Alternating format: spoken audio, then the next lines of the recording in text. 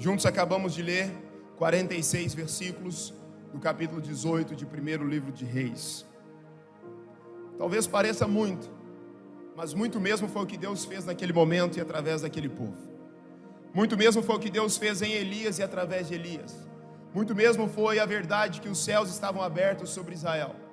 Na primeira semana dessa série de mensagens, nós fomos ministrados acerca de homens de Deus que eles tinham tanta intimidade, tanta conexão com Deus, que os céus foram abertos e eles foram levados pelo céu. Inclusive Elias foi um deles. Quando ministrara o bispo Sérgio na primeira semana, ele nos falou sobre Enoque, sobre Elias, nos falou depois sobre Estevão, sobre homens que não eram dignos deste mundo, na perspectiva de que eles estavam atraindo tamanha glória de Deus e tamanha realidade dos céus sobre a terra, que os céus foram rasgados e os levaram para viverem completamente o propósito de Deus para as suas vidas. Nessa mesma perspectiva, então, eu e vocês precisamos nos lembrar que um céu aberto tem tudo a ver com a presença de Deus manifestada sobre a terra. O céu aberto tem a ver com a manifestação da glória de Deus sobre a terra. O próprio Jesus, no Evangelho de Mateus, ele disse: olha, onde 2 ou 3 estiverem reunidos em favor do meu nome, capítulo 18, versículo 20 de Mateus, ele diz: 2 ou 3 reunidos em meu nome, ali eu me farei presente entre eles. Existem duas coisas que são diferentes. A primeira coisa diz respeito ao que é a presença ou a onipresença de Deus. Quantos acreditam que Deus é onipresente? Se nós acreditamos, a onipresença de Deus diz que Ele está em todos os lugares e que Ele está aqui como Ele está lá no Japão e no Uzbequistão. Mas existe algo ainda mais precioso que era a onipresença de Deus, que é a presença manifesta de Deus. E uma presença manifesta de Deus, ela revela um ambiente de glória. O ambiente de glória, ele é submetido aos céus abertos. Então, quando os céus se abrem, quando os céus de fato eles se abrem, é nesse contexto e nessa perspectiva que nós acessamos a realidade daquilo que Deus tem para nós. Nós precisamos então entender, deixa eu arrumar isso aqui. Nós precisamos então entender que existe uma realidade, que é a realidade no qual os céus de fato invadem a terra. E quando a presença de Deus chega até a nossa terra, nós passamos então a ver, compreender, a encontrar realidades completamente diferentes daquela que nós pensávamos. O texto bíblico que nós lemos, um texto muito conhecido, mas é um texto altamente revelador de que quando os céus estão abertos, de fato a realidade posta pelo contexto natural, ela é submetida ao contexto espiritual e ao contexto do sobrenatural de Deus. Nós precisamos entender que céus abertos tem a ver com Deus invadir a realidade da nossa vida e nos inundar e nos envolver com essa realidade. Céus abertos tem a ver com a abundância de Deus vindo sobre o nosso mundo, sobre as nossas vidas e sobre as nossas famílias. Céus abertos falam sobre ter a consciência de que nós não podemos viver nada menos do que isso, do que vivermos a realidade daquilo que Deus já projetou e liberou nos céus. É sobre desígnio, é sobre identidade, é sobre propósito. Essa série de mensagens, então, ela está nos conduzindo para acessarmos de maneira intencional, de maneira coerente, de maneira assertiva, a realidade dos céus sobre a nossa terra. Bill Johnson diz o seguinte: é a verdadeira riqueza, saber que a realidade do mundo invisível, de maneira que uma glória de Deus estabeleça ainda uma identidade e propósito. Não é sobre vivermos sobre o que nós pensamos ou imaginamos apenas, é sobre vivermos na ótica dos céus. É sobre vivermos, crermos e manifestarmos a ótica dos céus aqui na terra, irmãos. Nós não podemos sair daqui mais uma manhã como chegamos. Nós não podemos nos contentar em viver a caminhada cristã, deixando que as coisas aconteçam como elas parecem que devam acontecer. Esse era um contexto no qual nós começamos lendo, que era um contexto no qual eles estavam inseridos em um período de tremenda seca. O texto bíblico diz que já era o 3º ano de seca, mas os estudos mais precisos apontam que era cerca de 3 anos e meio de seca, no intervalo no qual estava sobre o reinado do rei Acabe. Acabe foi alguém que deixou ser tomado pelas circunstâncias, pelos interesses daquele tempo, daquela era. Acabe foi alguém que corrompeu o seu governo, o seu reinado, e não fez aquilo que Deus queria que de fato ele fizesse. A prova disso é que no texto que lemos agora há pouco, o texto diz para nós que o povo de Deus havia se corrompido e havia abandonado os mandamentos do Senhor.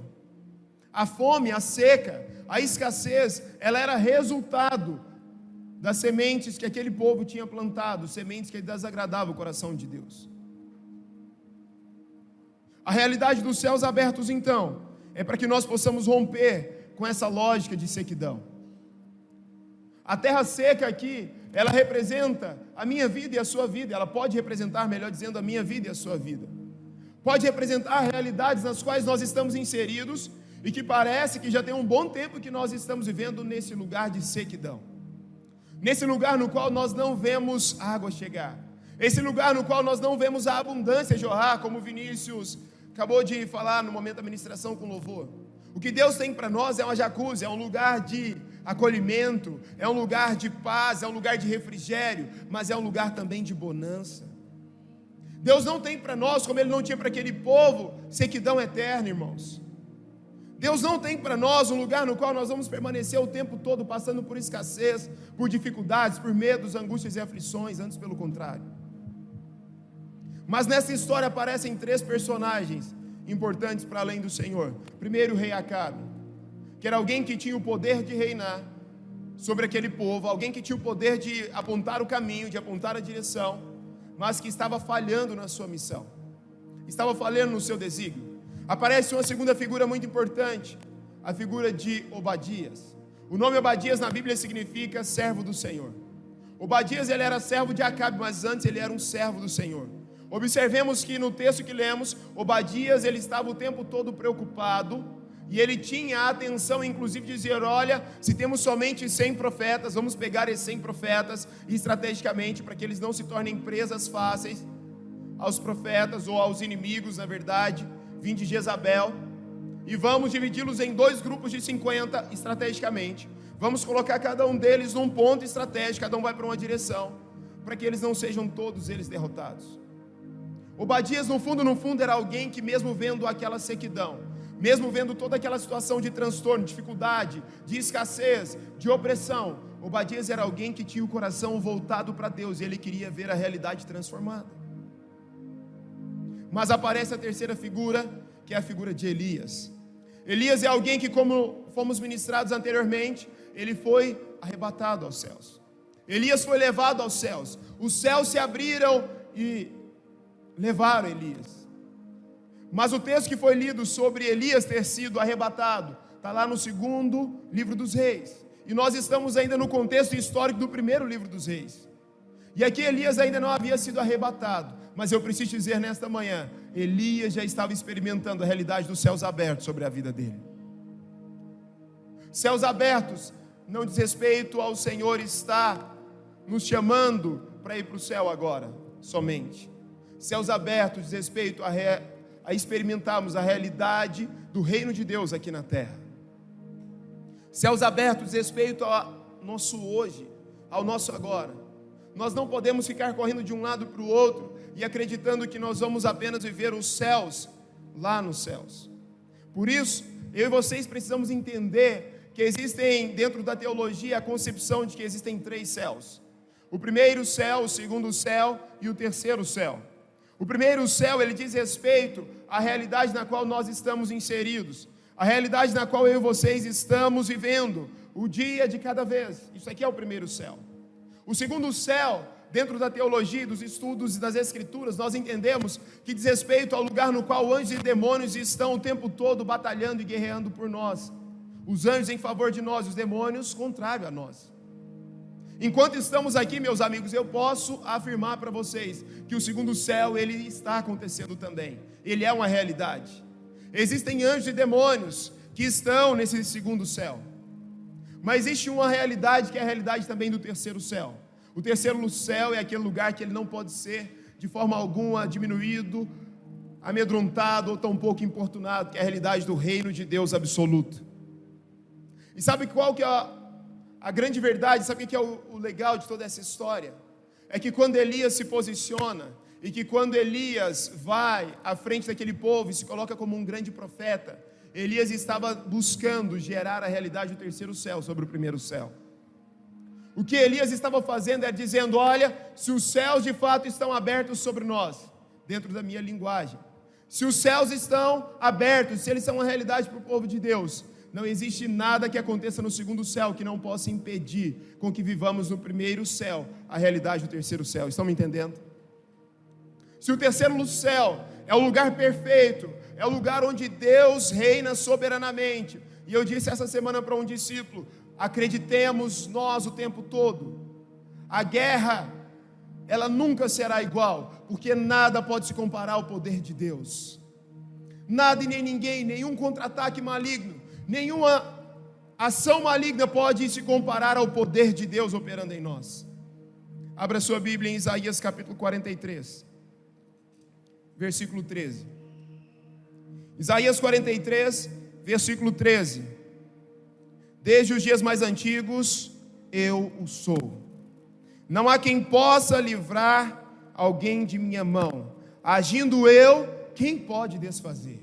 Meus amigos, agindo Deus, ninguém impedirá. Você pode repetir isso comigo? Agindo Deus, não, vamos comigo. Agindo Deus, ninguém impedirá. Sabe o que é isso?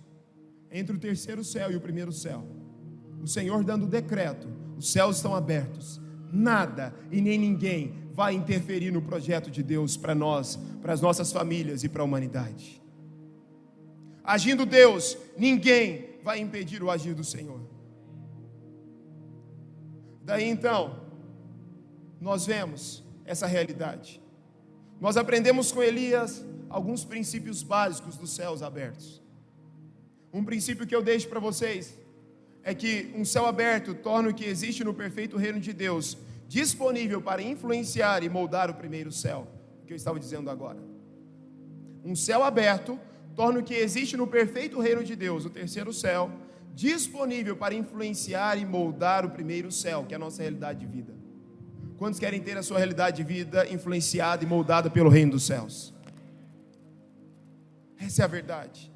Onde vivemos, não pode existir interferência do segundo céu, no seguinte aspecto, de que nós ficamos com medo, intimidados ou descrentes daquilo que Deus pode operar em nós e através de nós. É vital lembrarmos que agindo Deus, ninguém impedirá. Segundo o princípio que aprendemos com Elias, a partir desse texto, os céus estão abertos, ou os céus abertos, nos dão um ponto de vista único a partir do qual podemos ver. Elias, ele tinha um ponto de vista completamente diferente dos outros que estavam inseridos naquele contexto de sequidão. Acabe, ele tinha um ponto de vista. O ponto de vista de Acabe não era a preocupação com a seca em si. O ponto de vista de Acabe era a preocupação em diminuir a sua influência e a sua militância e o seu poder. Essa era a preocupação de Acabe. Tanto é que no texto que nós vemos Acabe se posicionando e pedindo para Obadias se organizar e dividir os profetas, sabe quando? Quando ele começa a perceber que a fome estava se alastrando por aquele povo, por aquela comunidade, de tal forma que daqui a pouco, aberto sobre a nossa terra, quando nós oramos e obedecemos, um texto resultaria em diminuição da força e da influência que ele exercia. Enquanto Acabe estava olhando para o poder dele mesmo, enquanto Acabe estava olhando para a influência que ele exercia sobre o mundo e sobre o seu reinado, Elias chega e ele tem uma visão privilegiada sobre o propósito eterno de Deus para aquele povo. Quando os céus estão abertos, nós caminhamos não pela nossa própria visão. É a realidade dos céus que começam a dar voz e direção para a nossa visão. E daí então é como se nós mudássemos as nossas lentes. Eu não uso óculos, mas eu bem sei que alguém que usa óculos, ele usa com a perspectiva de que ele possa melhorar a sua visão, com a perspectiva de que ele possa ter uma clareza melhor daquilo que ele está olhando, vendo e visualizando, seja por qualquer uma das síndromes voltadas para a questão oftalmológica. Nesta mesma visão, Elias já experimentava a realidade dos céus abertos. Elias então, ele já não estava mais vendo apenas as circunstâncias de sequidão. Elias estava olhando para as possibilidades de transformação daquele povo e daquela era. Enquanto Acabe olhava para as dificuldades, Elias olhava para aquilo que eles teriam como vitória. Enquanto Acabe e Obadias olhavam para as circunstâncias, a prova é que Obadias estava preocupado, porque Acabe já tinha mandado outras vezes eles irem atrás do profeta Elias e eles não o encontravam. E sabe o que acontece? Naquele momento, quando Elias aparece, Obadias estava apenas com a visão da circunstância. Olha, se eu chegar para o meu servo e dizer que eu te encontrei e eu voltar e você não estiver, eu vou ser morto. O que Elias faz? como um profeta de Deus, como alguém que tinha entendimento da realidade do céu aberto. Elias fala assim: fica tranquilo. Fica tranquilo. Porque eu não estou aqui para a sua morte, pelo contrário. Eu estou aqui para que juntos possamos acessar uma nova realidade para o nosso povo.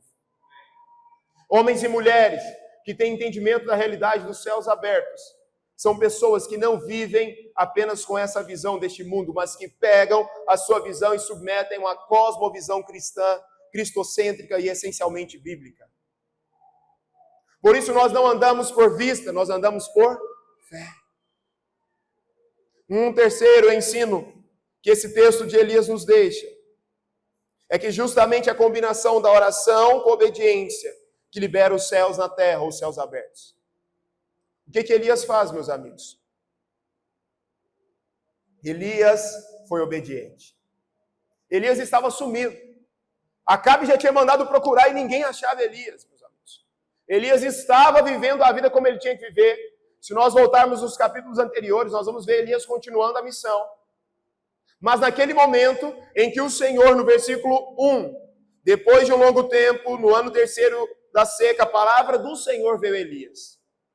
Vá apresentar-se a Acabe, pois enviarei chuva sobre a terra. E a parte B do versículo diz: e Elias foi.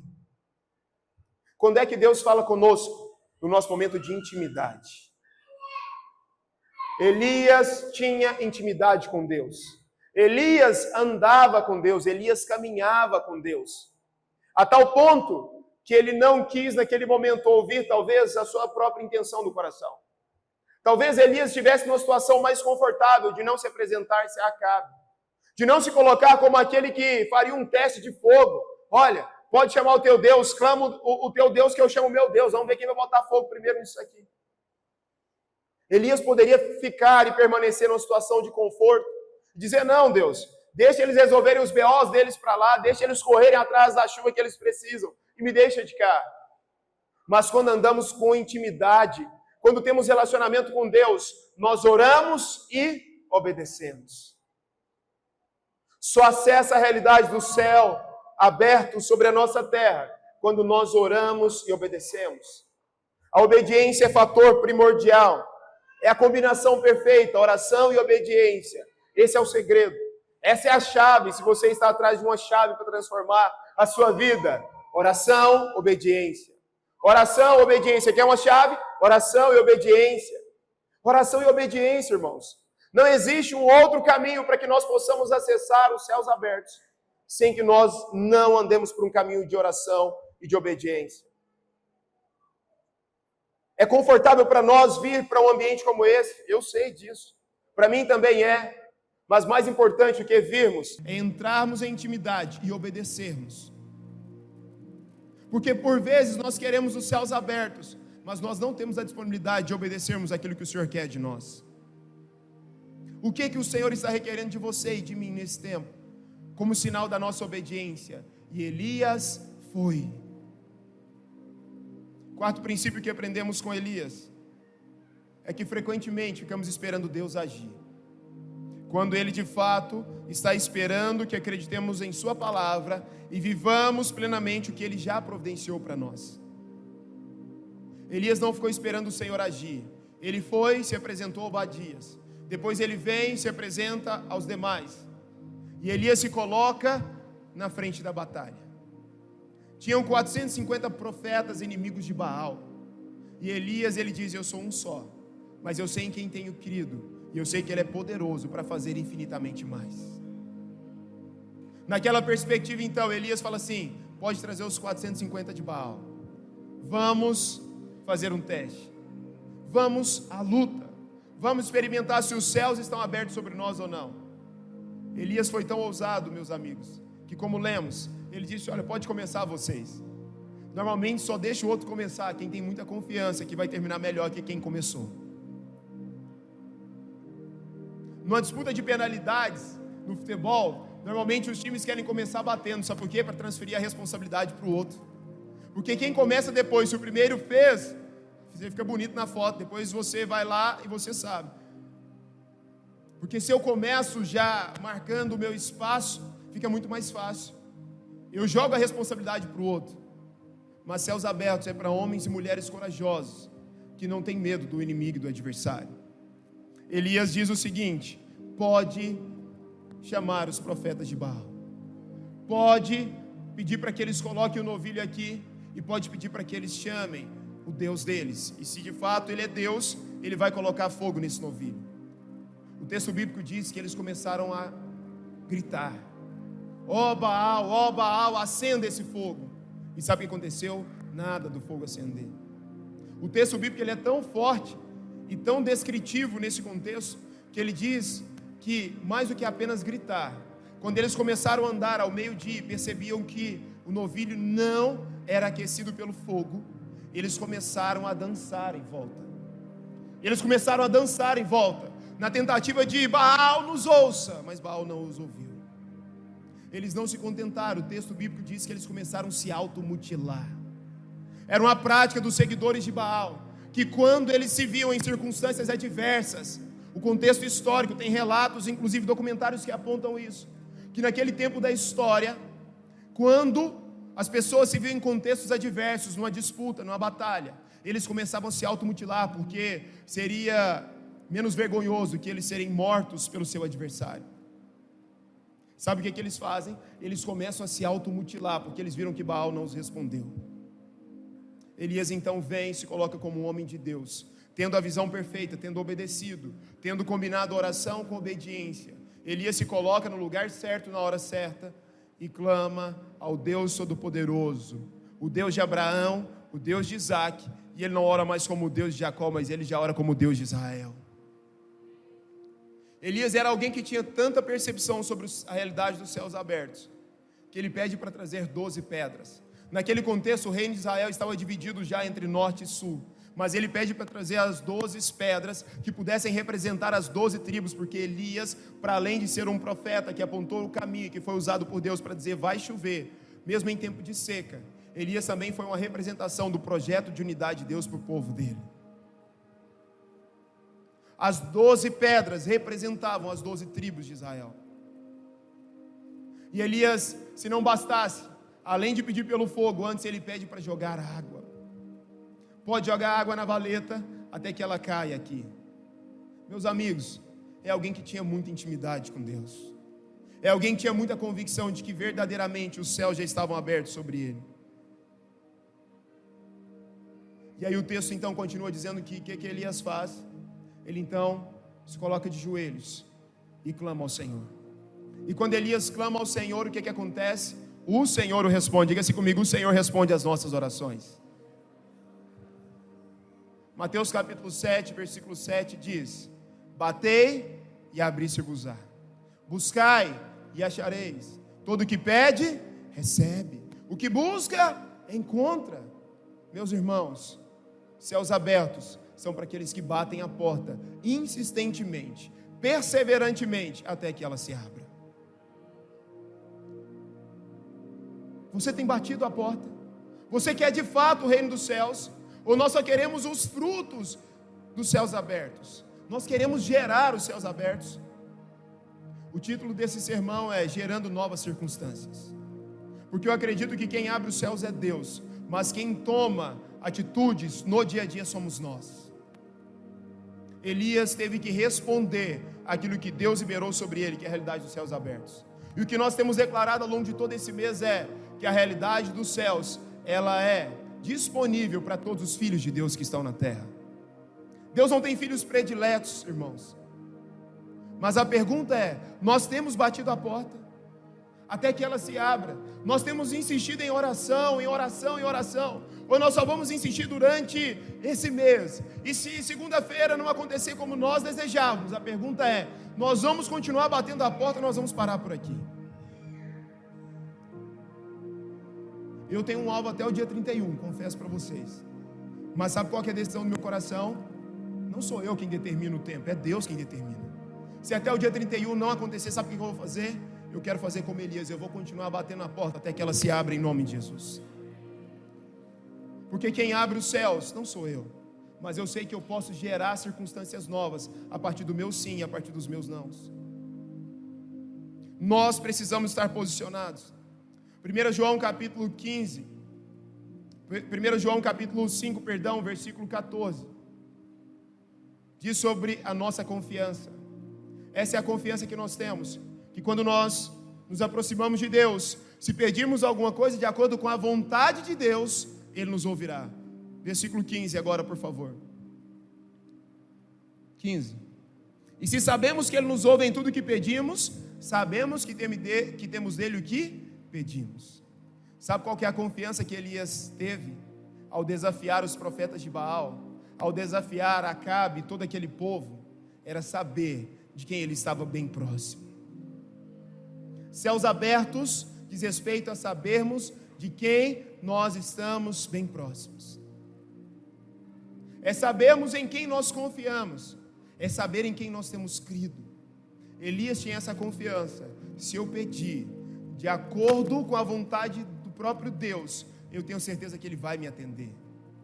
Por isso, irmãos, céus abertos são para aqueles que estão posicionados, são para aqueles que estão posicionados, que se aproximam de Deus cheios de confiança. Quando eu digo confiança, não é altivez, não é orgulho, não é ego. Pelo contrário, é um ego transformado. É uma pobreza de espírito, não no sentido de uma pobreza natural, financeira. É uma pobreza de espírito sabendo que em nós mesmos não existe bem algum, mas sabendo que em quem nós cremos, nós podemos confiar. É tempo de avançarmos para uma realidade do reino de Deus na terra, e de experimentarmos os céus, e ao nos aproximarmos diante de Deus, sabendo que os céus estão abertos, que possamos orar: Senhor, nós confiamos em Ti. Senhor, nós sabemos que se esta é a Tua vontade, o Senhor vai nos atender. Se esta é a Tua vontade, nós nos aproximamos cheios de confiança. Vocês acham que Elias iria desafiar 450 profetas inimigos de Baal se ele não tivesse confiança, meus irmãos? Nenhum de nós faríamos isso. Nenhuma pessoa em sã consciência faria isso. Elias tinha plena confiança de quem Deus era e de quem Deus é. Quinto e último: quando estamos cheios do Espírito Santo, somos avivados. Quando estamos cheios de Deus, nós somos avivados. Avivados de tal forma que nós começamos a sentir o cheiro da chuva. Vire para a pessoa que está do seu lado e pergunte para ela: você está sentindo o cheiro de chuva aí? Você está ouvindo o barulho de chuva? Porque essa mensagem surgiu na madrugada de domingo para segunda, quando eu orava antes de vir para a igreja, e depois eu dizia para minha esposa: tem cheiro de chuva. A chuva está chegando, irmãos. Meus irmãos, não tem terra seca e terra árida que não submeta aos céus abertos pelo próprio Deus. Não existe área da nossa vida que não possa ser inundada pela bondade, pela misericórdia e pelo amor do nosso Deus. Tem cheiro de chuva. Eu me lembro de quando a minha avó era viva e eu morava no mesmo quintal que ela, e por vezes saía muito cedo de casa e passava no corredor, porque ela morava numa casa na frente, e passava, e eu me lembro como se fosse hoje, a minha avó muitas vezes dizendo assim: olha, nós íamos de ônibus, meu pai ia me levar de ônibus para a escola, lá no comecinho de tudo, e aí minha avó dizia o seguinte: vocês pegaram o guarda-chuva hoje? Aí nós: não. Aí meu pai fala assim: não vai chover não, mãe. E eu: vó, não vai chover não, olha aí, está quente, a noite foi quente. Minha avó dizia assim: vai chover. Vai chover não, vó, vai chover. O que acontecia por volta das 3 da tarde? Chovia, fala comigo, chovia. Sabe por quê? Pessoas experientes, entendam, pessoas que têm intimidade, pessoas sentem o cheiro de chuva. Elias, ele sentiu o cheiro da chuva. A versão King James diz no versículo 41 de 1 Reis 18: eu já vejo, ou eu já sinto o cheiro de chuva. Elias tinha tanta intimidade com Deus, que ainda que naturalmente as pessoas não vissem, ele já estava acessando o mundo do sobrenatural. E no sobrenatural, Elias já estava vendo, sabe o que? Nuvens, ainda que elas não estivessem ganhado forma no natural. Céus abertos é sobre parar de vermos, ouvirmos e darmos atenção somente para essa dimensão do primeiro céu. É crermos no terceiro céu. Céus abertos é sabermos, é sentirmos e ouvirmos o barulho de chuva. Tu podes colocar de pé no teu lugar?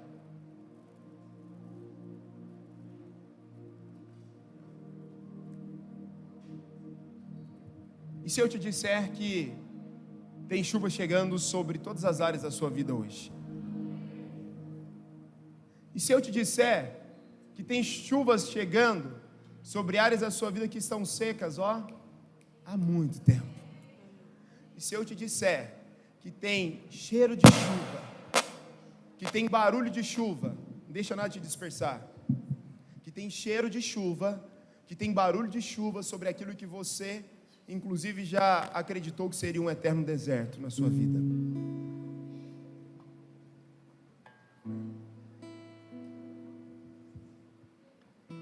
Não existe nada que possa impedir a realidade do terceiro céu, eu te disse isso. Não existe nada que possa impedir o agir sobrenatural de Deus. Não existe 3 anos e meio de sequidão. Não existem condições climáticas desfavoráveis. Não existe efeito estufa no céu, meus amigos. No céu não tem efeito estufa. No céu não tem maré baixa ou maré alta. No céu tem tudo no lugar. Nada quebrado, nada faltando e nada fora do lugar. No céu não tem sequidão. No céu tem abundância. No céu não tem escassez. No céu tem transbordar. No céu não tem medo. No céu tem confiança. No céu não tem insegurança. No céu tem identidade. No céu não tem qualquer coisa. No céu tem desígnio e propósito. Eu estou aqui nesta manhã não para dizer que eu sou Elias, mas para dizer que eu sou um profeta de Deus e para dizer que vai ter chuva sobre nós. Eu sinto cheiro de chuva, meus irmãos, eu não sei vocês, mas o meu coração está tomado por uma convicção de que tem chuva chegando. Eu não posso dizer se ela vai chegar agora. Eu só sei que tem chuva chegando, Manuel. Tem chuva chegando, meu irmão. Tem chuva chegando sobre mim, sobre ti, sobre a minha casa, sobre a sua casa, sobre a minha família, sobre a sua família. Tem chuva chegando sobre essa igreja, irmãos. Tem chuva. Tem chuva chegando sobre o nosso povo. A pergunta é, o que vamos fazer? Porque Elias, quando ele sentiu o cheiro de chuva, ele se prostrou de joelhos. E a Bíblia diz que ele colocou a cabeça entre as pernas, no sentido de uma total entrega, dizendo: Senhor, eu confio no Senhor. Eu confio no Senhor, e eu sei, eu sinto o cheiro de chuva, mas quem vai liberar a chuva é o Senhor. Então eu vou entrar confiadamente diante do Senhor, e eu vou me entregar, e eu quero experimentar a chuva. E quando nós entramos por esse caminho, nós podemos nos preparar. A palavra de Deus para nós nesse tempo é: cintos no lugar, cajado na mão, posicionados, porque a chuva está chegando, a Páscoa do Senhor está chegando para nós. Elias disse: mande os servos irem pegar comida e bebida, preparem tudo porque a chuva está chegando. Nós precisamos estar preparados, cara, porque quando a chuva chegar, ela vai transbordar, ela vai inundar tudo que somos, tudo que temos. E é tão lindo isso, porque quando a chuva chega, transborda e é derramada sobre nós, nós somos avivados, nós somos ativados de maneira tão contagiante, que o texto termina dizendo que Elias foi correndo à frente do carro de Acabe. Sabe o que é isso? Que quando a chuva chega, quando somos avivados, quando somos ativados, o Espírito Santo nos toma, nos envolve de tal forma que nós saímos correndo para o nosso desígnio e correndo para o nosso propósito. E daí aqueles que estavam aqui, eles vão ter que vir correndo atrás. Já não é mais Elias correndo atrás de alguém, mas já é alguém e um povo correndo atrás de Elias. Eu declaro que vai vir chuva sobre nós. E eu quero fazer como Elias nessa manhã. E se você sentir a vontade, eu te convido para fazer também. Eu quero orar de joelhos de onde você está. E eu quero dizer: Senhor, eu acredito que tem chuva chegando. Eu sinto cheiro de chuva, papai. Eu sinto cheiro de chuva. Tem barulho de chuva aí, irmãos. Tem nuvem pequena, mas tem. Águas com